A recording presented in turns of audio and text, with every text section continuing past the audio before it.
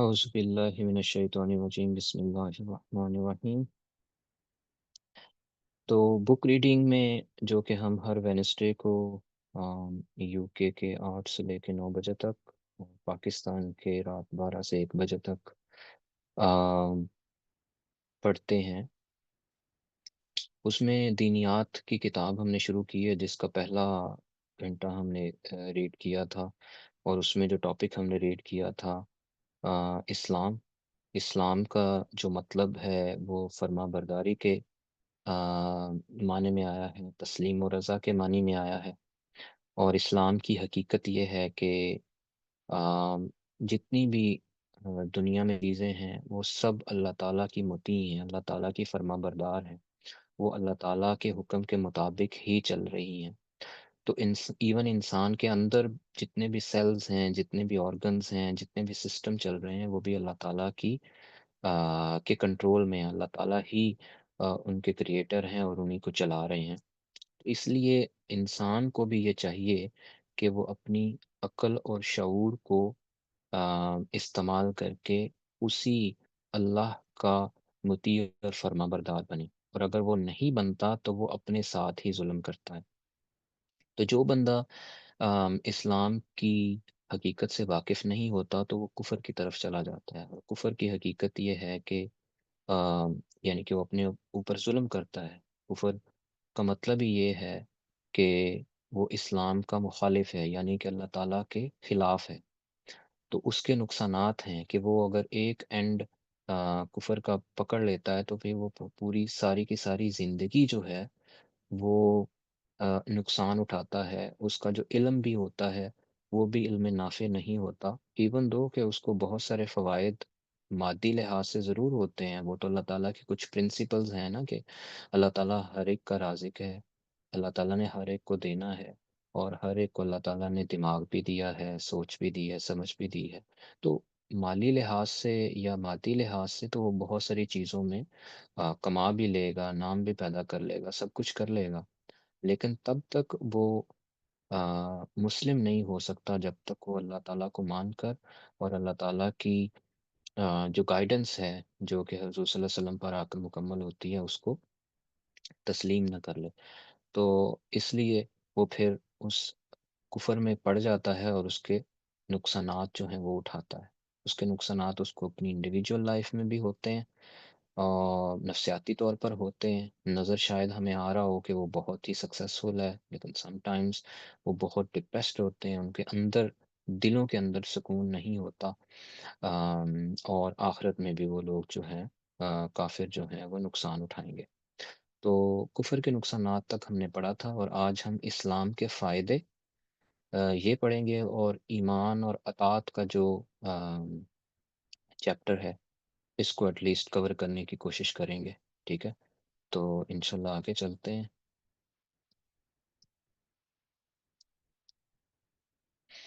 تو اسلام کے فائدے یہ ہیں، کفر کے نقصانات۔ آؤ اب ایک نظر یہ بھی دیکھو کہ اسلام کا طریقہ اختیار کرنے میں کیا فائدہ ہے۔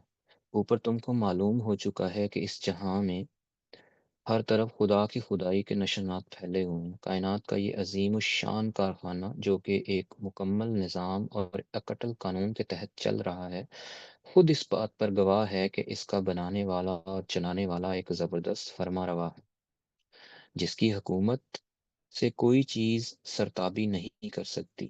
تمام کائنات کی طرح خود انسان کی فطرت بھی یہی ہے، اس کی اطاعت کرے، چنانچہ بے سمجھے وہ رات دن اس کی اطاعت کر رہی ہے، کیونکہ اس کے قانون قدرت کی خلاف ورزی کر کے وہ زندہ ہی نہیں رہ سکتا۔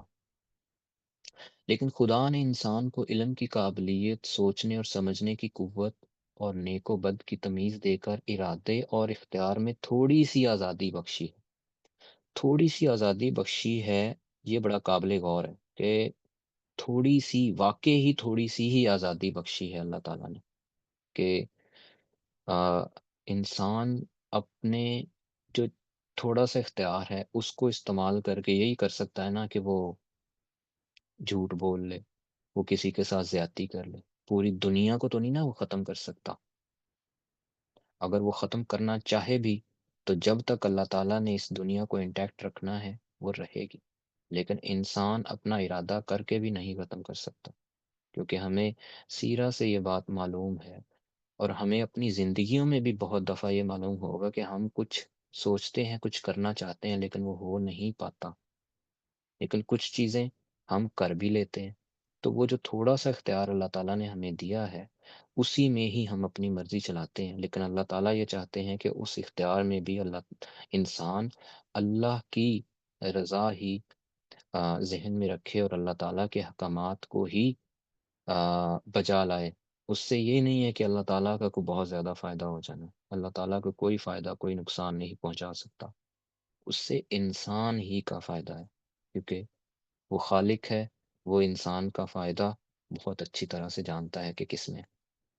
تو یہ بات یہاں پہ سمجھنے کی ہے۔ آگے اس آزادی میں دراصل انسان کا امتحان ہے، اس کی عقل کا امتحان ہے، اس کی تمیز کا امتحان ہے، اس بات کا امتحان ہے کہ اسے جو آزادی عطا کی گئی ہے اس کو وہ کس طرح استعمال کرتا ہے۔ اس امتحان میں کوئی ایک طریقہ اختیار کرنے پر انسان کو مجبور نہیں کیا گیا ہے، کیونکہ مجبور کرنے سے امتحان کا مقصد ہی فوت ہو جاتا ہے۔ تم سمجھ سکتے ہو کہ امتحان میں سوالات کا پرچہ دینے کے بعد اگر تم کو ایک خاص جواب دینے پر مجبور کر دیا جائے تو ایسے امتحان سے کوئی فائدہ نہ ہوگا۔ تمہاری اصل قابلیت تو اسی وقت کھلے گی جب تم کو ہر قسم کا جواب دینے کا اختیار حاصل ہو۔ اگر تم نے صحیح جواب دیا تو کامیاب ہوگے، اور آئندہ ترقیوں کا دروازہ تمہارے لیے کھل جائے گا، اور اگر غلط جواب دیا تو ناکام ہوگے اور اپنی ناقابلیت سے خود ہی اپنی ترقی کا راستہ روک لو گے۔ بالکل اسی طرح اللہ تعالیٰ نے بھی اپنے امتحان میں انسان کو آزاد رکھا ہے، جو طریقہ چاہے اختیار کرے۔ تو وہی بات یہاں پہ سمجھائی جا رہی ہے کہ انسان کا ہی فائدہ ہے اللہ تعالیٰ کا بتایا ہوا طریقہ اختیار کرنے میں۔ اب ایک شخص تو وہ ہے جو خود اپنی اور کائنات کی فطرت کو نہیں سمجھتا، وہ شخص جو خود اپنی اور کائنات کی فطرت کو نہیں سمجھتا، اپنے خالق کی ذات و صفات کو پہچاننے میں غلطی کرتا ہے، اور اختیار کی جو آزادی اسے دی گئی ہے اس سے فائدہ اٹھا کر نافرمانی اور سرکشی کا طریقہ اختیار کرتا ہے۔ یہ شخص علم اور عقل اور تمیز اور فرض شناسی کے امتحان میں ناکام ہو گیا۔ اس نے خود ثابت کر دیا کہ وہ ہر حیثیت سے ادنا درجے کا آدمی ہے، لہٰذا اسی کا وہی انجام ہونا چاہیے جو تم نے اوپر دیکھ لیا ہے۔ اس کا مقابلہ ایک دوسرا شخص ہے جو اس امتحان میں کامیاب ہو گیا۔ اس نے علم اور عقل سے صحیح کام لے کر خدا کو جانا اور مانا، حالانکہ وہ ایسا کرنے پر مجبور نہیں کیا گیا تھا۔ اس نے نیک و بد کی تمیز میں بھی غلطی نہ کی اور اپنے آزاد انتخاب سے نیکی ہی کو پسند کیا، حالانکہ وہ بدی کی طرف بھی مائل ہونے کا اختیار رکھتا تھا۔ اس نے اپنی فطرت کو سمجھا، اپنے خدا کو پہچانا، اور نافرمانی کا اختیار رکھنے کے باوجود خدا کی فرما برداری ہی اختیار کی۔ یہ اس مسلم کی بات کی جا رہی ہے کہ جو کہ اللہ تعالیٰ کو سمجھتا ہے، خود کو جانتا ہے، اور اللہ اور خود کو جانتا ہے اور پھر اللہ کو جانتا ہے۔ تو اس جاننے کے بعد وہ پھر یہ وہ نتیجہ نکالتا ہے کہ اللہ کی فرما برداری ہی میں اس کی بھلائی ہے، تو وہ اس کے اوپر عمل کرتا ہے اور اس امتحان میں کامیاب ہونے کی کوشش کرتا ہے۔ تو اس شخص کو امتحان میں اسی وجہ سے تو کامیابی نصیب ہوئی کہ اس نے اپنی عقل سے ٹھیک کام لیا، آنکھوں سے ٹھیک دیکھا، کانوں سے ٹھیک سنا، دماغ سے ٹھیک رائے قائم کی، اور دل سے اسی بات کی پیروی کرنے کا فیصلہ کیا جو ٹھیک تھی۔ اس نے حق کو پہچان کر یہ بھی ثابت کر دیا کہ وہ حق شناس ہے، اور حق کے آگے سر جھکا کر یہ بھی دکھا دیا کہ وہ حق پرست ہے۔ ظاہر ہے کہ جس شخص میں یہ صفات موجود ہوں اس کو دنیا اور آخرت دونوں میں کامیاب ہونا ہی چاہیے۔ وہ علم اور عمل کے ہر میدان میں صحیح راستہ اختیار کرے گا۔ اس لیے جو شخص ذات خداوندی سے واقف ہے اور اس کی صفات کو پہچانتا ہے، وہ دراصل علم کی ابتدا کو بھی جانتا ہے اور اس کی انتہا کو بھی۔ ایسا شخص کبھی غلط رستوں میں بھٹک نہیں سکتا، کیونکہ اس کا پہلا قدم بھی صحیح پڑا ہے، اور جس آخری منزل پر اسے جانا ہے اس کو بھی وہ یقین کے ساتھ جانتا ہے۔ اب وہ فلسفیانہ غور و خوض سے کائنات کے اسرار سمجھنے کی کوشش کرے گا، ایک کافر فلسفی کی طرح کبھی شکوک و شبہات کی بھول بھلیوں میں گم نہ ہوگا۔ وہ سائنس کے ذریعے سے قدرت کے قوانین کو معلوم کرنے کی کوشش کرے گا، کائنات کے چھپے ہوئے خزانوں کو نکالے گا۔ خدا نے جو قوتیں دنیا میں خود انسان کو وجود میں پیدا کی ہیں، ان کو ڈھونڈ ڈھونڈ کر معلوم کرے گا۔ زمین زمین و آسمان میں جتنی چیزیں ہیں، ان سب سے کام لینے کے بہتر سے بہتر طریقے دریافت کرے گا، مگر خدا شناسی ہر موقع پر اس کو سائنس کا غلط استعمال کرنے سے روکے گی۔ یہ پوائنٹ بڑا قابل غور ہے کہ سائنس کا غلط استعمال کرنے سے روکے گی۔ وہ کبھی اس غلط فہمی میں نہ پڑے گا کہ وہ ان چیزوں کا مالک ہوں، کہ میں ان چیزوں کا مالک ہوں، میں نے فطرت پر فتح پا لی، میں اپنے نفع کے لیے سائنس سے مدد لوں گا، دنیا کو زیر و زبر کر دوں گا، لوٹ مار کشت و خون کر کے اپنی طاقت کا سکہ سارے جہاں میں بٹھا دوں گا۔ یہ ایک کافر سائنٹسٹ کا کام ہے۔ مسلم سائنٹسٹ جتنا زیادہ سائنس پر عبور حاصل کرے گا، اتنا ہی زیادہ خدا پر اس کا یقین بڑھے گا، اور اتنا ہی زیادہ وہ خدا کا شکر گزار بندہ بنے گا۔ اس کا عقیدہ یہ ہوگا کہ میرے مالک نے میری قوت اور میرے علم میں جو اضافہ کیا ہے، اس سے میں اپنی اور تمام انسانوں کی بھلائی کے لیے کوشش کروں گا۔ یہ وہ بات ہے جو ہم نے اپنے بچوں کے اندر انسٹل کرنی ہے، کہ آپ کی طاقت اور آپ کا علم، یعنی کہ آپ نے پڑھنا اس لیے نہیں ہے کہ آپ نے پیسے کمانے ہیں، آپ نے جاب کرنی ہے، آپ نے گھر بنانا ہے، آپ نے بڑی گاڑی لینی ہے، جو کہ انفارچونیٹلی ہماری پچھلی جنریشن نے ہمیں یہی بتایا تھا کہ اگر پڑھو گے نہیں تو ریڑھی لگا لو گے، مزدوری کر لو گے، کیا بنے گا تمہارا؟ نہیں۔ وی انڈرسٹینڈ کہ ٹھیک ہے، وہ باتیں چھوٹے ویژن پہ تو آپ کو سمجھ میں آتی ہیں کہ یار واقعی ہوتا تو ایسا ہی ہے کہ جو لوگ نہیں پڑھ لکھ پاتے، وہ پھر اینڈ پہ یہی چھوٹے کام کرتے ہیں، محنت مزدوری والے، اور ان کو اس کا معاوضہ کم ملتا ہے، اس لیے ان کی زندگی اتنی خوشحال نہیں ہوتی۔ لیکن یہ غلط ویژن ہے۔ اس سے ان کے اندر ہم لالچ پیدا کر رہے ہوتے ہیں، اور لالچ بھی کس چیز کا؟ مادی چیزوں کا۔ میرے خیال میں صحیح جو تربیت ہے وہ یہ ہے کہ ہم اپنے بچوں کو یہ بتائیں کہ آپ اس دنیا میں اس لیے آئے ہیں کہ آپ نے اپنی اور تمام انسانوں کی بھلائی کے لیے کوشش کرنی ہے، اور وہ بھلائی کی کوشش آپ کیسے کریں گے؟ آپ نے جو بھی ڈپارٹمنٹ، جو بھی پروفیشن اختیار کرنا ہے، اس میں صرف آپ کا واحد مقصد یہ ہونا چاہیے کہ آپ نے انسانیت کی بہتری کیسے کرنی ہے، اور اس موریلٹی کو گراؤنڈ کرنے کے لیے ان کی آئیڈیالوجی اسلام پہ اور ان کی نفسیات اسلام پہ بنانا بہت ضروری ہے، اور ان کی کمپیٹنس بھی اسلام کے مطابق بنانا بہت ضروری ہے۔ تبھی جا کر وہ اس کو اپنی اڈلٹ ایج میں ایگزیکیوٹ کر سکیں گے۔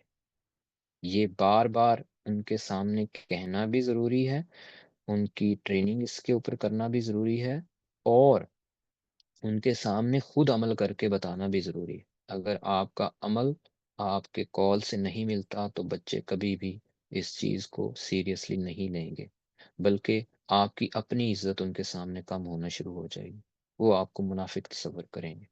تو اس لیے یہ ضروری ہے کہ ہم جس بات کو کر رہے ہوں، بیان کر رہے ہوں، اس کا عمل بھی ان کے سامنے ہم کر رہے ہوں۔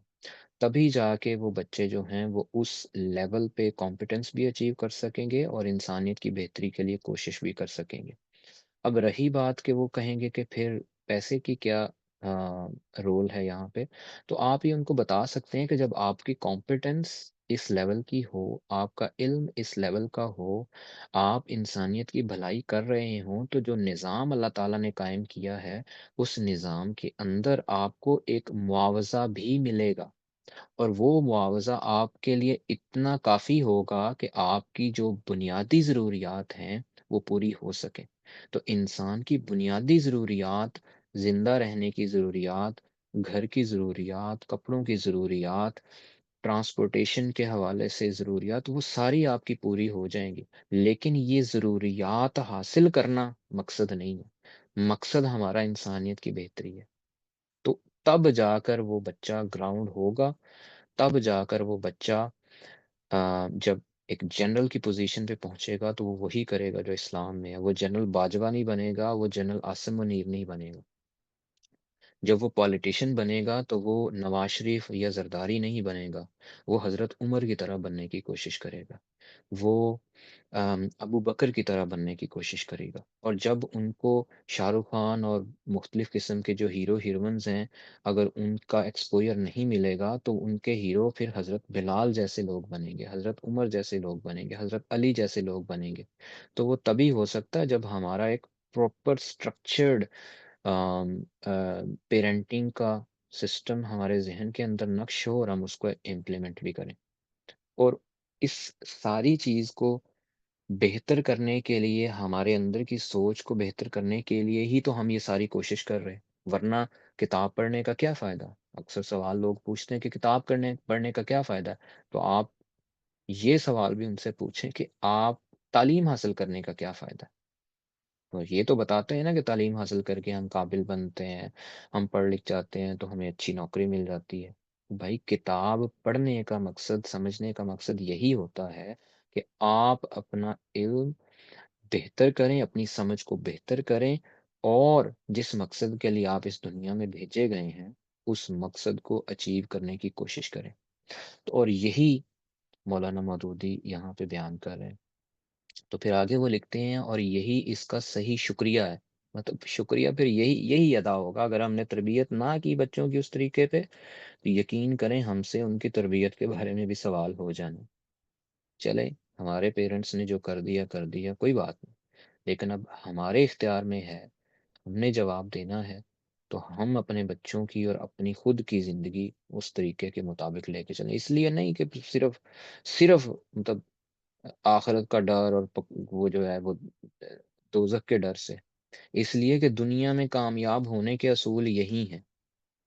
ورنہ تو دیکھیں آج سائنس کی ترقی کی ہے کافروں نے، تو کیا ہو رہا ہے فلسطین میں، مختلف کنٹریز، جو سیریا میں کیا ہو رہا ہے، ادھر چائنا نے یوگر مسلمز کا جو ہے وہ جینا حرام کیا ہوا، انڈیا نے کشمیر کا جینا حرام کیا ہوا۔ تو اس کا جتنا بس چلتا ہے وہ اپنا بس چلاتا ہے اپنے جو ملک میں، یعنی کہ امریکہ میں جو لوگ ہیں ان کو تو انہوں نے صحیح سسٹم، جو مطلب گمراہ تو ادھر بھی سسٹم نے لوگوں کو گمراہ تو کیا ہوا ہے، لیکن اوور آل انہوں نے ان کی جو آم، معاشرتی حالت ہے وہ تو انہوں نے بہتر کی ہوئی ہے، لیکن باقی ملکوں پر ظلم ڈھا رہے ہیں کیونکہ ان کے پاس طاقت ہے، ان کے پاس سائنٹسٹ ہیں ایسے۔ چونکہ خدا کا خوف نہیں ہے، علم جو ہے وہ شر کے لیول پہ کھڑا ہوا ہے، تو اس لیے وہ دنیا میں تباہی کا باعث بن رہا ہے۔ لیکن اگر یہی چیز مسلمان کے پاس ہو، اور اس مسلمان کے پاس جو کہ اللہ تعالیٰ کا خوف رکھتا ہو، تو یہ ساری جتنا بھی علم ہے یا جتنی بھی طاقت ہے وہ اس انسانیت کی بہتری کے لیے ہی یوز ہوگا۔ تو وہ تبھی ہوگا جب ہم اپنے بچوں کو اس لیول پر بھیجیں۔ تو اسی طرح آگے وہ لکھتے ہیں کہ اسی طرح تاریخ، معاشیات، سیاسیات، قانون اور دوسرے علوم و فنون میں بھی ایک مسلم اپنی تحقیق اور جد و جہد کے لحاظ سے ایک کافر کے مقابلہ میں کم نہ رہے گا، مگر دونوں کی نظر میں بڑا فرق ہوگا۔ مسلم ہر علم کا مطالعہ صحیح نظر سے کرے گا، صحیح مقصد کے لیے کرے گا اور صحیح نتیجہ پر پہنچے گا۔ تاریخ میں وہ انسان کے گزشتہ تجربوں سے ٹھیک ٹھیک سبق لے گا، قوموں کی ترقی و تنزل کے صحیح اسباب معلوم کرے گا، ان کی تہذیب و تمدن کو مفید چیزیں دریافت کرے گا، ان کے نیک دل لوگوں کے حالات سے فائدہ اٹھائے گا، اور ان تمام چیزوں سے بچے گا جن کی بدولت پچھلی قومیں تباہ ہو گئی۔ معاشیات میں دولت کمانے اور خرچ کرنے کے ایسے طریقے معلوم کرے گا جس سے تمام انسانوں کا بھلا ہو، نہ یہ کہ ایک کا فائدہ اور بہتوں کا نقصان، جیسا کہ کیپٹلزم میں ہوتا ہے کہ ایک طبقہ امیر سے امیر تر ہو جاتا ہے، جو کہ بہت بہت about just 1% of the world ہیں، اور 99% لوگ جو ہیں وہ غربت کی طرف جو ہیں وہ چلے جا رہے ہیں۔ سیاسیات میں اس کی تمام توجہ اس طرف صرف ہوگی کہ دنیا میں امن، عدل اور انصاف اور نیکی و شرافت کی حکومت ہو۔ کوئی شخص یا کوئی جماعت خدا کے بندوں کو اپنا بندہ نہ بنائے۔ حکومت اور اس کی تمام طاقتوں کو خدا کی امانت سمجھا جائے اور بندگان خدا کی بہتری کے لیے استعمال کیا جائے۔ قانون میں وہ اس نظر سے غور کرے گا کہ عدل و انصاف کے ساتھ لوگوں کے حقوق مقرر کیے جائیں گے اور کسی صورت سے کسی پر ظلم نہ ہونے پائے گا۔ آج کے دور میں تو ہم دیکھتے ہیں کہ سیاستدان کا جو پرائمری پرپس ہے وہ یہ ہوتا ہے کہ اس نے 2-4 کروڑ دے کے ٹکٹ لینی ہے۔ ٹکٹ لینے کے بعد اس نے کوئی نہ کوئی وزارت لینی ہے، یا وزارت نہیں بھی ملتی تو فنڈز لے گا حکومت سے، ڈیولپمنٹ فنڈز، اور وہ 2-4 کروڑ اس نے لگایا، اس سے وہ 20 کروڑ 30 کروڑ یا اربوں روپیہ کمانے کی اس کی کوشش ہوتی ہے۔ تو جس ملک میں یا جس جگہ پہ سیاستدانوں کا پرائمری پرپس یہ ہو، اور انفارچونیٹلی اسی پرپس والے بندے ہمیں آپشنز میں دیے جائیں، کسی بھی حلقے میں 6-7 لوگ ہمیں آپشنز میں دیے جاتے ہیں، اور ان سب لوگوں کا الا ماشاء اللہ یہی پرپس ہوتا ہے کہ انہوں نے 4 کروڑ لگا کے اس کو 20 کروڑ یا 30 کروڑ کیسے کرنا ہے، یا اپنے بزنس کو کیسے ڈیولپ کرنا ہے، اپنی پاور کو کیسے یوز کر کے لوگوں کے اوپر اثر جمانا ہے، یہ ان کا پرائمری پرپس ہوتا ہے۔ تو وہاں پہ ہم یہ کیا ایکسپیکٹ کر سکتے ہیں کہ وہ جب اسمبلی میں جائیں گے تو وہ انسانیت کی بہتری کے لیے، ہماری بہتری کے لیے کچھ کریں گے؟ ایسا ہرگز نہیں ہو سکتا۔ اور اگر کوئی چلا بھی جائے گا تو وہاں پہ اگر کوئی جابر حکمران ہے تو ایسے بندے جن کی سوچ اس طریقے سے ہوگی بھی، ان کی گراؤنڈنگ ہی اتنی اسٹرانگ نہیں ہوگی، وہ تو بالکل بک جائیں گے پھر۔ ریسنٹلی بھی آپ کو پتہ ہے کہ کیسے بل پاس ہوا ہے کہ ان کو ڈرا دھمکاؤ، ان کو پیسے دو، خرید لو، اور جس طرح کا مرضی بل پاس کرا لو۔ تو آپ سوچیں کہ یہ تو صرف ایک چھوٹے لیول پہ ہے، تو کیا جو طاغوت کا نظام ہے، جو انٹرنیشنل اسٹیبلشمنٹ ہے، کیا وہ پاکستان کے حکمرانوں کو استعمال نہیں کرتی ہوگی؟ کیا وہ ان لوگوں کو ایک دائرے کے اندر انہوں نے کنسٹرین نہیں کیا ہوا، اور اس دائرے کے اندر ہی ان سے وہ کام لیتے ہیں، اور اس دائرے سے باہر نہیں نکل دیتے؟ اور وہ دائرہ کیا ہے؟ کہ اللہ کے دین کو قائم کرنے کے اوپر تو انہوں نے اس حکومت کو ان جو لوگ ہیں جو کہ اقتدار میں ہیں آنے ہی نہیں دینا۔ انہوں نے تو ماڈرنائزیشن کی بات کرنی، ٹھیک ہے، ورنہ تو جی ہمیں تو سٹون ایج میں ڈال دیں گے، جو مشرف نے بات کی تھی۔ تو وہ تو ڈرتے ہیں، طاغوت سے ڈرتے ہیں، اور اس لیے نظام قائم نہیں کرتے۔ تو یہ باتیں سوچنے کی ہیں۔ اب ان کا سلیوشن یہی ہے کہ انفارچونیٹلی ہم ان لوگوں کو اس طریقے سے تو نہیں بدل سکتے، لیکن ہمارے پاس یہ اختیار ہے کہ ہم خود کو بدل لیں اور اپنے بچوں کو تیار کریں، اور اپنے ڈفرینٹ کلسٹرز بنائیں، اپنے سوشل سرکل میں اس طرح کی سوچ کو ڈیولپ کریں، ٹریننگ پروگرامز جو ہے وہ انٹروڈیوس کروائیں۔ یہ بھی ایک ٹریننگ پروگرام کا حصہ ہی ہے جو ہم یہ کر رہے ہیں، اپنی سمجھ سوچ کو اس کے لیول، اسلام کے لیول پر لا رہے ہیں۔ پھر جا کر اور اس دوران دیکھیں گے کون کون سی جماعتیں اس اقامت دین کے کانسیپٹ کے اوپر یا واقعی اسلام کے نظام کے اوپر کام کر رہی ہیں، تو ہم ریڈی ہوں جب وہ لوگ کال دیں تو ہم ان کا ساتھ دیں، جس طریقے سے بھی دے سکتے ہیں، اور اپنی کمپٹنس کو لے کے جائیں۔ اور اگر ہماری زندگی میں نہیں ہوتا تو انشاءاللہ ہمارے بچوں کی زندگی میں ہو جائے گا، لیکن ہمارا مشن اور مقصد وہی ہونا چاہیے، اور ساری کی ساری چیزیں ہمارے اس مقصد کے ساتھ الائنڈ ہونی چاہیے جو کہ خلیفۃ الارض کے طور پر ہم اللہ تعالیٰ سے لے کے آئیں۔ پھر اگلے پیراگراف میں آ، مولانا مودودی لکھتے ہیں کہ مسلم کے اخلاق میں خدا ترسی، حق شناسی اور راست بازی ہوگی۔ وہ دنیا میں یہ سمجھ کر رہے گا کہ سب چیزوں کا مالک خدا ہے، میرے پاس اور سب انسانوں کے پاس جو کچھ ہے خدا ہی کا دیا ہوا ہے۔ میں کسی چیز کا، حتیٰ کہ خود اپنے جسم اور جسمانی قوتوں کا بھی مالک نہیں ہوں۔ سب کچھ خدا کی امانت ہے، اور اس امانت میں تصرف کرنے کا جو اختیار مجھ کو دیا گیا ہے اس کو خدا ہی کی مرضی کے مطابق استعمال کرنا چاہیے۔ ایک دن خدا مجھ سے اپنی یہ امانت واپس لے گا، اور اس وقت مجھ کو ایک ایک چیز کا حساب دینا ہوگا۔ اللہ اکبر! مطلب اگر دل مردہ نہ ہو تو یہ لائنیں پڑھ کر ایک دفعہ انسان جو ہے وہ ہل جاتا ہے کہ ایک ایک چیز کا حساب مجھے دینا پڑے گا، جو میں سب کانشیسلی بھی کچھ ایسی چیزیں کر دیتا ہوں۔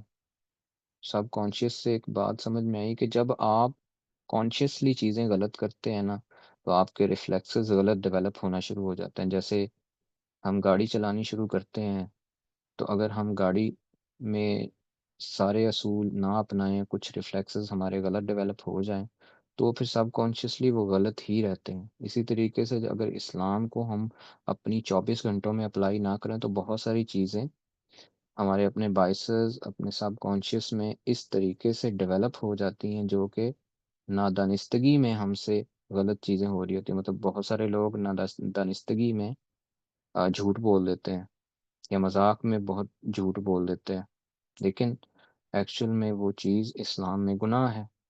تو جب ہم کانشیسلی اسلام کو پریکٹس کرنا شروع کرتے ہیں، with the passage of time ہمارا سب کانشیس بھی ٹرین ہونے لگ جاتا ہے۔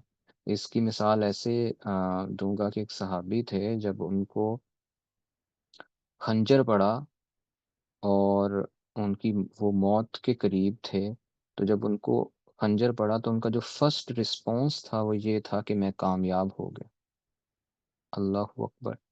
مطلب ہمارا اگر ہم وہاں پہ ہوں تو ہمارا پہلے تو سی کی آواز نکلے گی، اوہ ہو شیٹ، اس طرح کے الفاظ نکلیں گے، درد اس لیول پہ ہوگا۔ لیکن ان کا سب کانشیس اس لیول پر ٹرین تھا کہ جب ان کو خنجر لگا، آئی تھنک حضرت حرام رضی اللہ تعالیٰ عنہ تھے، ان کو خنجر لگا تو انہوں نے کہا کہ میں کامیاب ہو گیا۔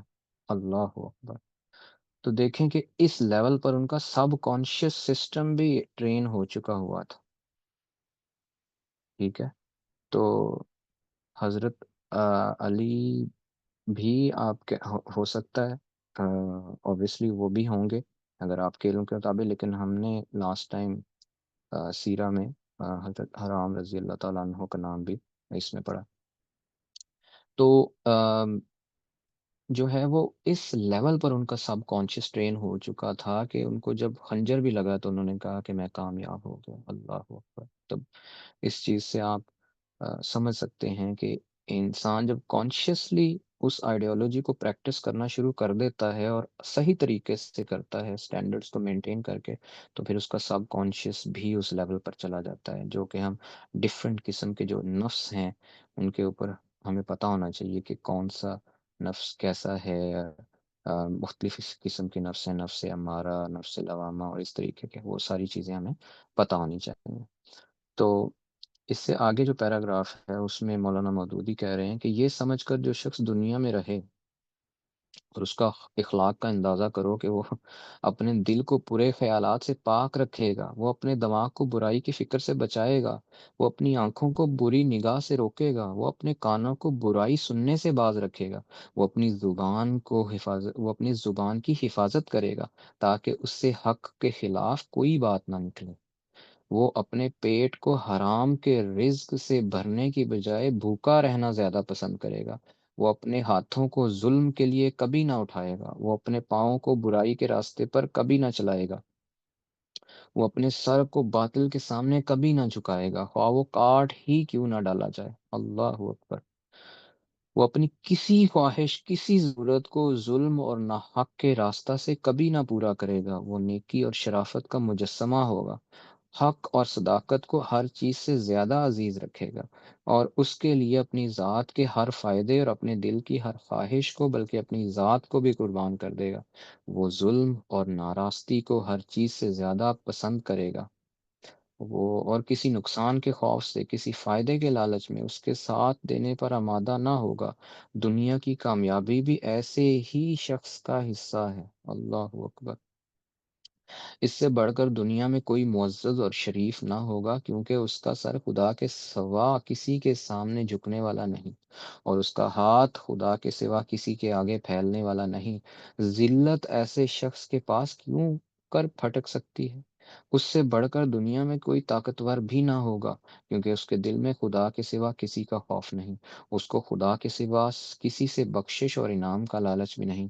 کون سی طاقت ہے جو ایسے شخص کو حق اور راستی سے ہٹا سکتی ہے، اور کون سی دولت ہے جو اس کا ایمان خرید سکتی ہے؟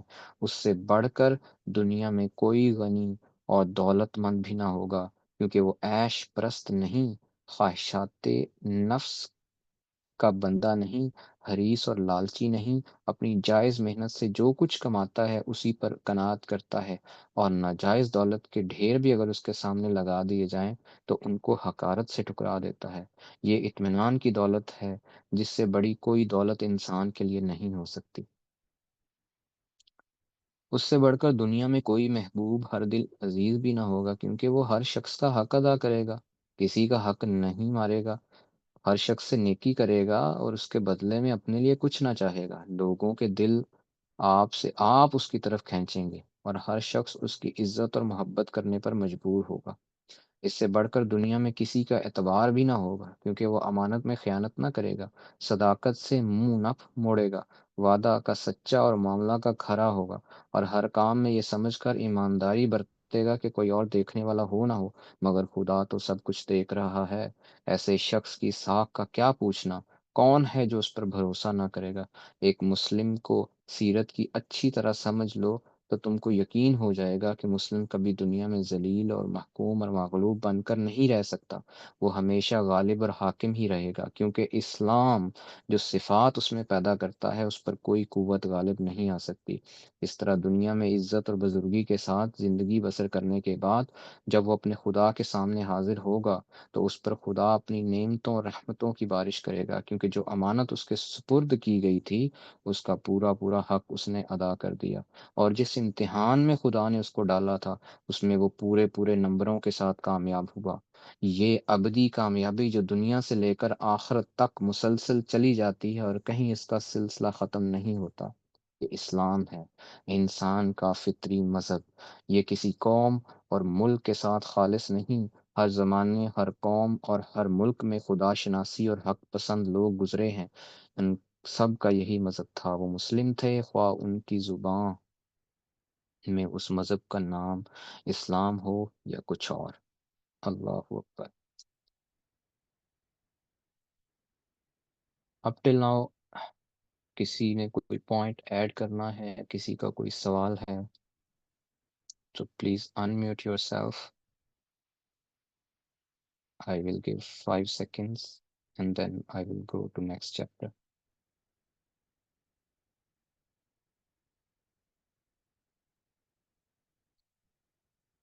اوکے، تو دوسرا چیپٹر ہے جس کا نام ہے ایمان اور اطاعت۔ اب اس میں مختلف ہیڈنگز ہیں۔ پہلی ہیڈنگ ہے کہ اطاعت کے لیے علم اور یقین کی ضرورت۔ اطاعت تبھی ہو سکتی ہے نا جب اس کو پتا ہوگا کہ اطاعت کس چیز کی کرنی ہے، اور علم ہو اور ساتھ ایمان اور یقین ہونا بھی ضروری ہے، کیونکہ اگر یقین نہیں ہوگا اس علم کا اطاعت کے لیے تو پھر اس کی کوئی وقت نہیں۔ تو اس کے اوپر مولانا مودودی کیا کہتے ہیں وہ ہم پڑھتے ہیں۔ پچھلے باب میں تم کو معلوم ہو چکا ہے کہ اسلام دراصل پروردگار کی اطاعت کا نام ہے۔ اب ہم بتانا چاہتے ہیں کہ انسان اللہ تعالیٰ کی اطاعت اس وقت تک نہیں کر سکتا جب تک اسے چند باتوں کا علم نہ ہو، وہ علم یقین کی حد تک پہنچا ہوا نہ ہو۔ سب سے پہلے تو انسان کو خدا کی ہستی کا پورا پوری یقین ہونا چاہیے، کیونکہ اگر اسے یہی یقین نہ ہو کہ خدا ہے تو اس کی اطاعت کیسے کرے گا؟ اس کو اس کے ساتھ خدا کی صفات کا علم بھی بہت ضروری ہے۔ یہ بہت امپورٹنٹ جملہ ہے کہ صفات کا علم بھی بہت ضروری ہے۔ جس شخص کو یہ معلوم نہ ہو کہ خدا ایک ہے اور خدائی میں کوئی شریک نہیں، وہ دوسروں کے سامنے سر جھکانے اور ہاتھ پھیلانے سے کیوں کر بچ سکتا ہے، جیسا کہ سفارشی لوگ کرتے ہیں؟ مصیبت میں انسانوں کے سامنے جھکتے ہیں، جا کے گڑ گڑاتے ہیں اور اللہ کو بھول جاتے ہیں وہاں پہ۔ جس شخص کو اس بات کا یقین نہ ہو کہ خدا سب کچھ دیکھنے اور سننے والا ہے اور ہر چیز کو خبر رکھتا ہے، وہ اپنے آپ کو خدا کی نافرمانی سے کیسے روک سکتا ہے؟ اس بات پر جب تم غور کرو گے تو تم کو معلوم ہوگا کہ خیالات اور اخلاق اور اعمال میں اسلام کے رستے پر چلنے کے لیے انسان میں جن صفات کا ہونا ضروری ہے، وہ صفات اس وقت تک پیدا نہیں ہو سکتی جب تک اس کو خدا کی صفات کا ٹھیک ٹھیک علم نہ ہو، اور یہ علم بھی محض جان لینے کی حد تک نہ رہے، بلکہ اس کو یقین کے ساتھ دل میں بیٹھ جانا چاہیے، تاکہ انسان کا دل اس کے مخالف خیالات اور اس کی زندگی اس علم کے خلاف عمل کرنے سے محفوظ رہے۔ اس کے بعد انسان کو یہ بھی معلوم ہونا چاہیے کہ خدا کی مرضی کے مطابق زندگی بسر کرنے کا صحیح طریقہ کیا ہے، کس بات کو خدا پسند کرتا ہے تاکہ اسے اختیار کیا جائے، اور کس بات کو خدا ناپسند کرتا ہے تاکہ اس سے پرہیز کیا جائے۔ اس غرض کے لیے ضروری ہے کہ انسان کی خدائی قانون اور خدائی ضابطہ سے پوری واقفیت ہو، ورنہ تو جو ہے نا، یہ سیکولر ملحد لوگ جو ہے وہ آپ کو کنفیوز کر کے کسی اور ہی رخ کی طرف لے جا سکتے ہیں۔ اس لیے ہمیں بیسک چیزوں کا، پرنسپلز کا، اسلام کے مختلف سب سسٹمز کا صحیح طریقے سے پتہ ہونا چاہیے، اور اس کی پوری ریشنلٹی پتہ ہونی چاہیے۔ اس کے متعلق وہ پورا یقین رکھتا ہو کہ یہی خدائی قانون اور خدائی ضابطہ ہے، اس کی پیروی سے خدا کی خوشنودی حاصل ہو سکتی ہے، کیونکہ اگر اس کو سرے سے علم ہی نہ ہو تو وہ اطاعت کس چیز کی کرے گا؟ اور اگر علم تو ہو لیکن پورا یقین نہ ہو، یہ بہت امپورٹنٹ پوائنٹ ہے کہ اگر علم تو ہو لیکن پورا یقین نہ ہو، یا دل میں یہ خیال ہو کہ اس قانون اور ضابطہ کے سوا دوسرا قانون اور ضابطہ بھی درست ہو سکتا ہے، تو اس کو ٹھیک ٹھیک پابندی کیسے کر سکتا ہے؟ This is postmodernism, relative moral morality کا ذکر یہاں پہ ہو رہا ہے کہ یار تمہاری یہ بات بھی ٹھیک ہے، لیکن یہ بندہ بھی تو ٹھیک ہو سکتا ہے نا، تم بھی ٹھیک ہو سکتے ہو تو یہ بھی تو ٹھیک ہو سکتا ہے۔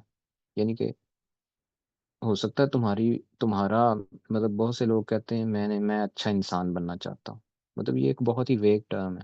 مطلب اچھا انسان سے کیا مراد ہے تمہاری؟ وہ کہے گا میں جی جھوٹ نہیں بولوں گا، ایماندار رہوں گا، اپنے کام سے کام رکھوں گا، نماز پڑھوں گا۔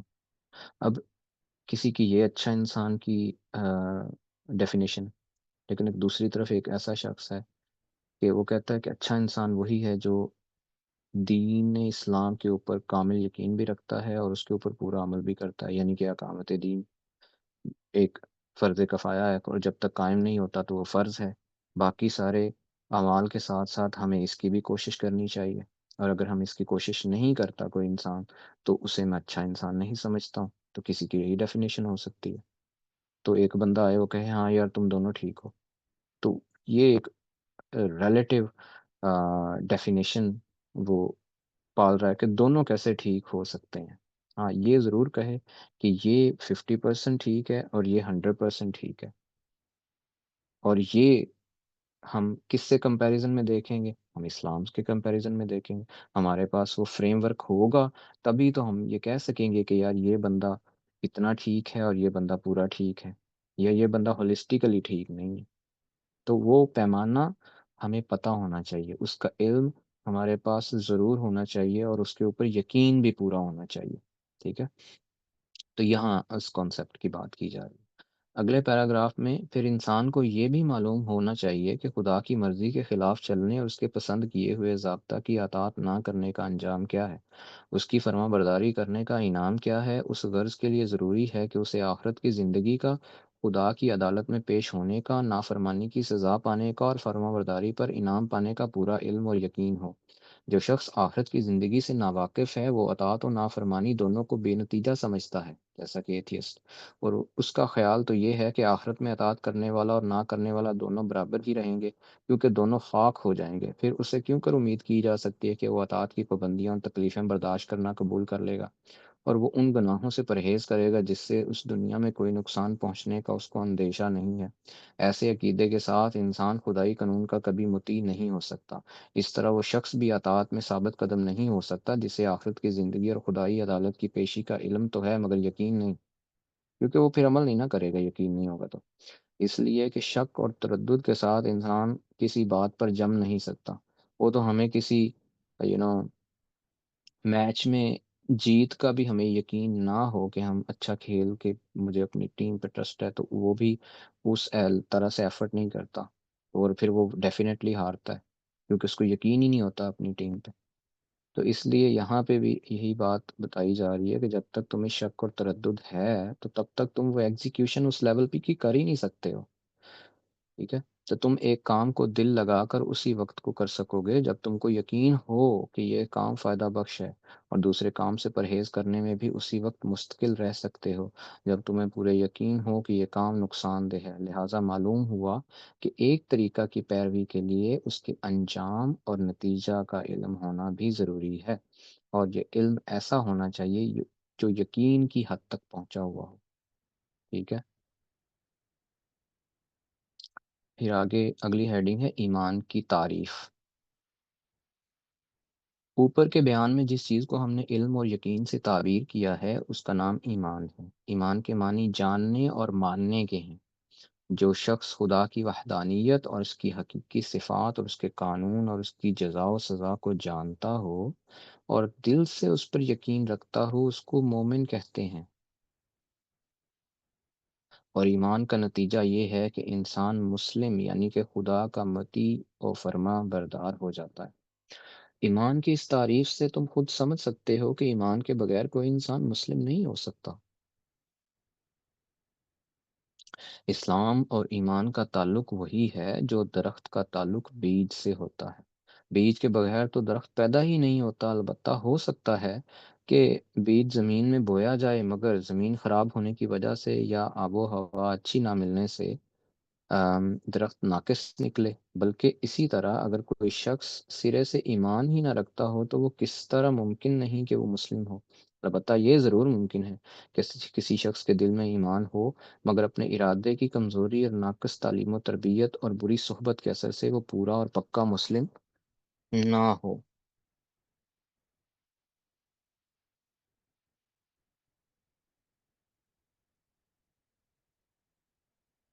پھر آگے بتائے ہیں درجے۔ ایمان اور اسلام کے لحاظ سے تمام انسانوں کے چار درجے ہیں۔ پہلا، جو ایمان رکھتے ہیں ان کا ایمان انہیں خدا کے حکام کا پورا مطیع بنا دیتا ہے۔ جس بات کو خدا ناپسند کرتا ہے وہ اس سے اس طرح بچتے ہیں جیسے کوئی شخص آگ کو ہاتھ لگانے سے بچتا ہو، اور جس بات کو خدا پسند کرتا ہے وہ اس کو ایسے شوق سے کرتے ہیں جیسے کوئی شخص دولت کمانے کے لیے شوق سے کام کرتا ہو۔ یہ اصلی مسلمان ہے۔ پہلا پہلا گریڈ۔ دوسرا، جو ایمان تو رکھتے ہیں مگر ان کا ایمان اتنا طاقتور نہیں کہ انہیں پوری طرح خدا کا فرما بردار بنا دے۔ یہ اگرچہ کم درجہ کے لوگ ہیں لیکن بہرحال مسلم ہیں۔ یہ اگر نافرمانی کرتے ہیں تو اپنے جرم کے لحاظ سے سزا کے مستحق ہیں، مگر ان کی حیثیت مجرم کی ہے، باغی کی نہیں۔ اس لیے یہ بادشاہ کو بادشاہ مانتے ہیں اور اس کے قانون کو قانون تسلیم کرتے ہیں۔ یعنی کہ وہ لوگ جو گناہ کر کے جن کے دل کے اندر آ، آ، جن کے دل کے اندر افسوس ہوتا ہے، جن کو پچھتاوا ہوتا ہے۔ پھر تیسری قسم کے لوگ ہیں وہ جو ایمان نہیں رکھتے مگر بظاہر ایسے عمل کرتے ہیں جو خدائی قانون کے مطابق نظر آتے ہیں۔ یہ دراصل باغی ہیں۔ ان کا ظاہری نیک عمل حقیقت میں خدا کی اطاعت اور فرمان برداری نہیں ہے، اس لیے اس کو کچھ اعتبار نہیں۔ ان کی مثال ایسے شخص کی ہے جو بادشاہ کو بادشاہ نہیں مانتا اور اس کو قانون ہی نہیں تسلیم کرتا۔ یہ شخص اگر بظاہر ایسا عمل کر رہا ہو جو قانون کے خلاف ہو تو تم یہ نہیں کہہ سکتے کہ وہ بادشاہ کا وفادار اور اس کے قانون کا پیرو ہے۔ اس کا شمار تو بہرحال باغیوں ہی میں ہوگا۔ یہاں پہ ایک نقطہ میں بیان کرتا چلوں کہ پہلے جیسا کہ بیان ہوا تھا نا کہ اگر کوئی انسان اللہ کے اوپر یقین نہیں رکھتا تو وہ موریلٹی کو کیوں پریکٹس کرے، وہ اچھا کیوں بنے؟ تو ایک ایتھیسٹ نے اس کا جواب یہ دیا تھا کہ اگر ایک بندہ دوسرے بندے کا حق مارنا شروع کر دے تو اس بندے کو دوسرے بندے کا حق اس لیے نہیں مارنا چاہیے کہ دیر از اے پاسبلٹی کہ دوسرا بندہ یا تیسرا بندہ اس بندے کا حق بھی تو مار سکتا ہے۔ تو انہوں نے ایک سوشل کانٹریکٹ کیا ہوا ہے، ایک مورل کانٹریکٹ کیا ہوا ہے کہ وہ ایک دوسرے کو نقصان نہیں پہنچائیں گے۔ تو اس لیے دنیا میں جو موریلٹی ہے وہ تھوڑی بہت ایگزسٹ کرتی ہے، کیونکہ وہ دونوں جانتے ہیں کہ وہ اگر ایک دوسرے کو نقصان نہیں پہنچائیں گے تو تبھی وہ آگے چل سکتے ہیں۔ تو اس لیے وہ کرتے ہیں، وہ کسی اللہ کے ڈر کی وجہ سے یہ موریلٹی کو پریکٹس نہیں کرتے۔ تو یہ اگر بظاہر تو یہ جواب جو ہے وہ بڑا لاجیکل لگ رہا ہے، لیکن جب آپ اس کو ڈائسیکٹ کرتے ہیں تو ڈائسیکٹ کیسے کہ اگر ایک شخص اس کو ایک اتنی طاقت مل جاتی ہے کہ کوئی دوسرا شخص اس کا کچھ نہیں بگاڑ سکتا، یعنی کہ وہ وزیر اعظم یا کوئی بڑے عہدے پہ چلا جاتا ہے، تو وہ پھر کیوں موریلٹی پریکٹس کرے؟ اس کو تو پھر جتنی پاور وہ ایگزرٹ کر سکتا ہے اس کو ایگزرٹ کرنی چاہیے۔ جتنا وہ دنیا کو لوٹ سکتا ہے، دوسروں کے اوپر ظلم کر سکتا ہے، وہ اس کو ظلم کرنا چاہیے۔ تو وہاں پہ آ کے یہ آرگومنٹ فلاڈ ثابت ہوتا ہے کہ ہمیں اپنی مورالٹی کو ہر لیول پر، ہر جگہ پر گراؤنڈ کرنے کے لیے اللہ کی ہی ایسی ذات ہے جو کہ ہمیں یہ یقین دلا سکتی ہے، ہمارے اندر وہ یقین پیدا کر سکتی ہے جس کی وجہ سے ہم اس موریلٹی کو پریکٹس کریں گے۔ تو اگر کوئی بندہ خدا کو مانے بغیر کوئی ایسے اعمال کرتا ہے، ایماندار رہتا ہے یا کچھ کرتا ہے، تو وہ کہلائے گا باغی ہی، بے شک وہ کچھ ایسے ظاہری اچھے کام کر رہا ہے جو کہ اگر وہ اللہ کو مان کے کرے تو اس کا ثواب بھی ملے گا، اس کا آخرت میں اجر بھی ملے گا۔ لیکن جب وہ اس بادشاہ کو بغیر مانے ہوئے صرف اپنے فائدے کو یعنی کہ یوٹیلیٹی کو آ، ذہن میں رکھ کے کر رہا ہے، تو پھر اس کا وہ اجر نہیں ملے گا جو اجر کسی ایمان والے بندے کو ملے گا۔ تو یہ یہاں پہ تیسرے گریڈ میں جو ہے لیول پہ جو ہے وہ بات بتائی جا رہی ہے کہ اس کو باغی ہی گنا جائے گا۔ پھر چوتھے وہ لوگ ہیں وہ جو ایمان بھی نہیں رکھتے اور عمل کے لحاظ سے بھی شریر اور بدکار ہیں، یہ سب سے بدتر درجہ کے لوگ ہیں کیونکہ یہ باغی بھی ہیں اور مفسد بھی۔ انسانی طبقوں میں اس تقسیم سے یہ بات ظاہر ہو جاتی ہے ایمان ہے کہ ایمان ہی پر دراصل انسان کی کامیابی کا انحصار ہے۔ اسلام خواہ وہ کامل ہو یا ناقص، صرف ایمان کے بیج سے پیدا ہوتا ہے۔ جہاں ایمان نہ ہوگا وہاں ایمان کی جگہ کفر ہوگا، جس کے دوسرے معنی خدا سے بغاوت کے ہیں، خواہ وہ بدتر درجہ کی بغاوت ہو یا کم تر درجہ کی بغاوت۔ جیسے کہ میں نے بتایا تھا نا کہ انسانی فطرت یہ ہے کہ کیونکہ نماز بھی اللہ نے اسی لیے فرض کی ہے کہ اگر نماز ہم 5 دفعہ نہیں پڑھیں گے نا تو اس سے ہمارا نقصان ہے۔ ہمارا نقصان یہ ہے کہ ہماری جو روح ہے وہ پاکیزہ نہیں ہوگی، ہمارا جو ذہن ہے وہ اللہ تعالیٰ کی یاد سے بیگانہ ہو جائے گا، اور نیچرلی پھر شیطان کے لیے یہ موقع بن جائے گا کہ وہ اپنی سوچ، اپنی آئیڈیالوجی، اپنی فکر اس انسان کے اندر ایگزرٹ کرے اور اسے صراط مستقیم سے دور لے جائے، اور with the passage of time اس کا دل جو ہے وہ مردہ کر دے اور ایونچولی اس کو الحاد کی طرف یا کفر کی طرف لے جائے۔ ٹھیک ہے، تو اٹس ریئلی امپورٹنٹ کہ جو بیسک چیزیں ہیں ان سب کا کنیکشن وہ ایک بڑا مقصد جو اللہ تعالیٰ نے ہمیں دیا ہے اس کے ساتھ ہوتا ہے، اور یہ ریشنلٹی اور اس کا پورا فلسفہ ہمیں بھی پتہ ہونا چاہیے اور ہمیں آگے بتانا بھی آنا چاہیے، اور اسپیشلی اپنے بچوں کو ٹرین کرنا اور اس کے اوپر بہت ضروری ہے۔ پھر اگلی ہیڈنگ ہے علم حاصل ہونے کا ذریعہ۔ اب یہ بہت امپورٹنٹ کانسیپٹ یہاں پہ کلیئر ہوگا ہمارا کہ علم حاصل ہونے کا ذریعہ کیا ہے، ایکچوئل میں اصل ذریعہ کیا ہے۔ تو یہ یہاں سمجھیے گا اسے، اطاعت کے لیے ایمان کی ضرورت تو تم کو معلوم ہو گئی، اب سوال یہ ہے کہ خدا کی صفات اور اس کی پسندیدہ قانون اور آخرت کی زندگی متعلق صحیح علم جس پر یقین کیا جا سکتا ہے کس ذریعہ سے حاصل ہو سکتا ہے، یعنی کہ ہمارے پاس وہ پیمانہ کیا ہے۔ پہلے ہم بیان کر چکے ہیں کہ کائنات میں ہر طرف خدا کی کاریگری کے آثار پھیلے ہوئے ہیں جو اس بات پر گواہی دے رہے ہیں کہ اس کارخانے کو ایک ہی کاریگر نے بنایا ہے اور وہ اس کو چلا رہا ہے۔ ان آثار میں اللہ تعالیٰ کی تمام صفات کے جلوے نظر آتے ہیں، اس کی حکمت، اس کا علم، اس کی قدرت، اس کا رحم، اس کی پروردگاری، اس کا قہر۔ غرض کون سی صفت ہے جس کی شان اس کے کاموں میں نمایاں نہیں ہے؟ مگر انسانوں کی عقل اور اس کی قابلیت نے ان چیزوں کو دیکھنے اور سمجھنے میں اکثر غلطی کی ہے۔ یہ سب آثار آنکھوں کے سامنے موجود ہیں، اور ان کے باوجود کسی نے کہا خدا دو ہیں، اور کسی نے کہا کہ تین ہیں، کسی نے بے شمار خدا مان لیے، کسی نے خدائی کے ٹکڑے ٹکڑے کر دیے اور کہا کہ ایک بارش کا خدا ہے، ایک ہوا کا خدا ہے، ایک آگ کا خدا ہے، غرض ایک قوت کے الگ الگ خدا ہیں، اور یہ خدا ان سب کا سردار ہے۔ اس طرح خدا کی صفات کو سمجھنے میں بھی لوگوں کی عقل نے بہت دھوکے کھائے ہیں جن کی تفصیل کا یہاں موقع نہیں۔ ہندوؤں کی ذکر کیا جا رہا ہے۔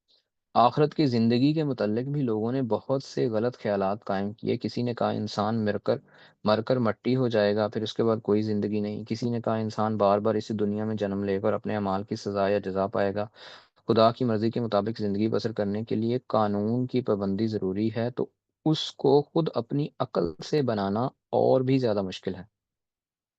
یہ بہت قابل غور بات ہے کہ خدا کی مرضی کے مطابق زندگی بسر کرنے کے لیے قانون کی پابندی ضروری ہے، اس کو تو خود اپنی عقل سے بنانا اور بھی زیادہ مشکل ہے۔ یعنی کہ پابندی تو ضروری ہے، لیکن انسان اپنی عقل سے وہ قانون بنائے، وہ انسان کے لیے سب سے زیادہ مشکل کام ہے، کیونکہ انسان کا جو علم ہے وہ محدود ہے۔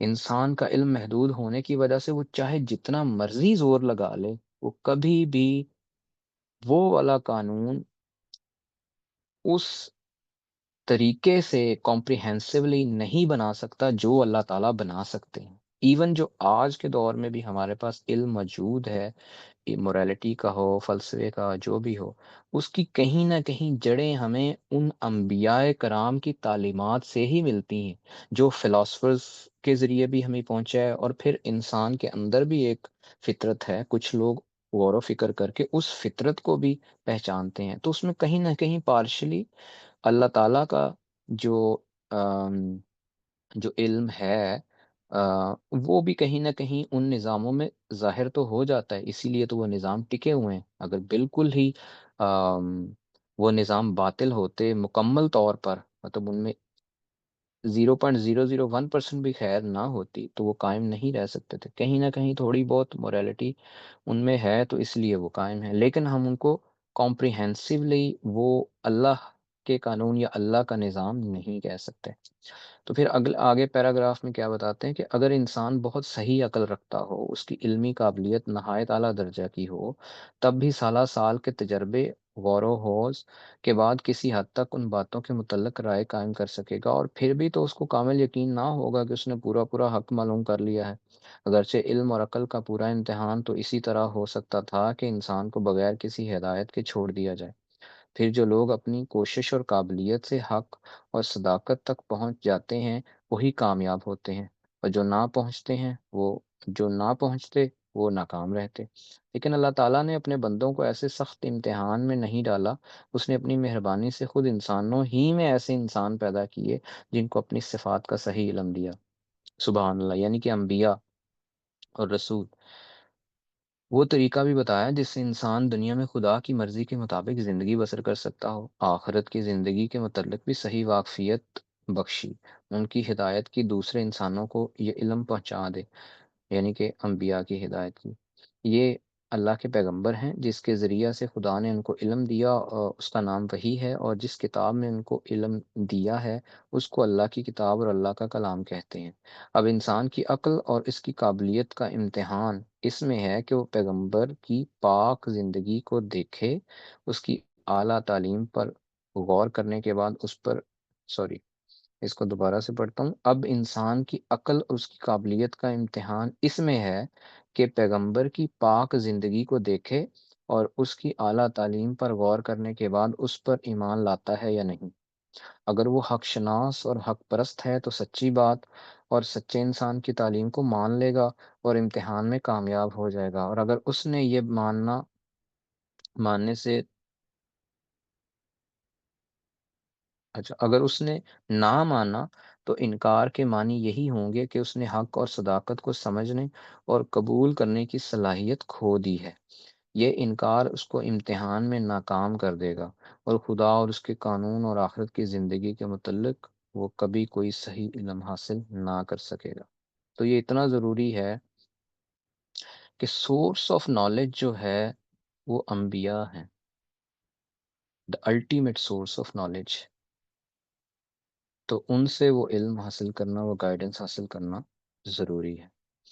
میرا خیال ہے کہ یہیں تک رکھتے ہیں، بلکہ نہیں، یہ والا بھی پڑھ لیتے ہیں تاکہ چیپٹر کمپلیٹ ہو جائے، چھوٹا سا ہی ہے۔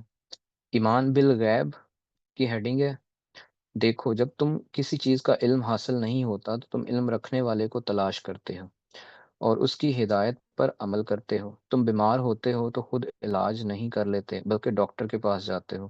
ڈاکٹر کا سند یافتہ ہونا، اس کا تجربہ کار ہونا، اس کے ہاتھوں سے بہت سے مریضوں کا شفا یاب ہونا، یہ ایسی باتیں جن کی وجہ سے تم ایمان لے آتے ہو، تمہارے علاج کے لیے جس لیاقت کی ضرورت ہے اس ڈاکٹر میں موجود ہے۔ اسی ایمان کی بنا پر وہ جس دوا کو جس طریقہ سے استعمال کرنے کی ہدایت کرتا ہے اس کو تم استعمال کرتے ہو، اور جس چیز سے پرہیز کا حکم دیتا ہے اس سے پرہیز کرتے ہو۔ اس طرح قانون کا معاملہ میں تم وکیل پر ایمان لاتے ہو اور اس کی اطاعت کرتے ہو، تعلیم کے مسئلہ میں استاد پر ایمان لاتے ہو اور جو کچھ وہ تمہیں بتاتا ہے اس کو مانتے چلے جاتے ہو۔ تمہیں کہیں جانا ہو، راستہ معلوم نہ ہو تو کسی واقف کار پر ایمان لاتے ہو اور جو راستہ وہ تمہیں بتاتا ہے اسی پر چلتے ہو۔ غرض دنیا کے ہر معاملہ میں تم کو واقفیت اور علم حاصل کرنے کے لیے کسی جاننے والے آدمی پر ایمان لانا پڑتا ہو اور اس کی اطاعت کرنے پر تم مجبور ہوتے ہو۔ اسی کا نام ایمان بالغیب ہے۔ ایمان بالغیب کے معنی یہ ہیں کہ جو کچھ تم کو معلوم نہیں اس کا علم جاننے والے سے حاصل کرو اور اس پر یقین کر لو۔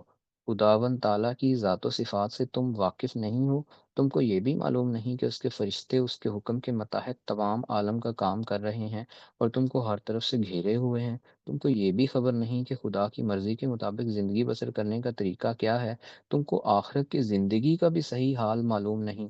ان سب باتوں کا علم تو تم کو ایک ایسے انسان سے حاصل ہوتا ہے جس کی صداقت، راست بازی، خدا ترسی، نہایت پاک زندگی اور نہایت حکیمانہ باتوں کو دیکھ کر تم تسلیم کر لیتے ہو کہ جو کچھ کہتا ہے سچ کہتا ہے اور اس کی سب باتیں یقین لانے کے قابل ہیں۔ یہی ایمان بالغیب ہے۔ اللہ تعالیٰ کی اطاعت اور اس کی مرضی کے مطابق عمل کرنے کے لیے ایمان بالغیب ضروری ہے، کہ پیغمبر کے سوا کسی اور ذریعہ سے تم کو صحیح علم حاصل ہو ہی نہیں سکتا، اور صحیح علم کے بغیر تم اسلام کے طریقہ پر ٹھیک ٹھیک چل نہیں سکتے۔ تو یہ چیپٹر تھا ایمان اور اطاعت کا، جو کہ کمپلیٹ ہوا۔ اب till now anybody has any point to add on or question؟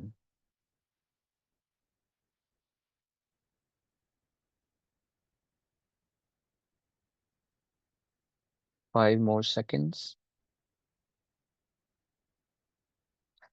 Okay, تو پھر اس کو کلوز کرتے ہیں انشاءاللہ۔ اگلے ہفتے ہم تیسرے چیپٹر نبوت سے شروع کریں گے۔ جزاک اللہ خیر۔ اللہ حافظ۔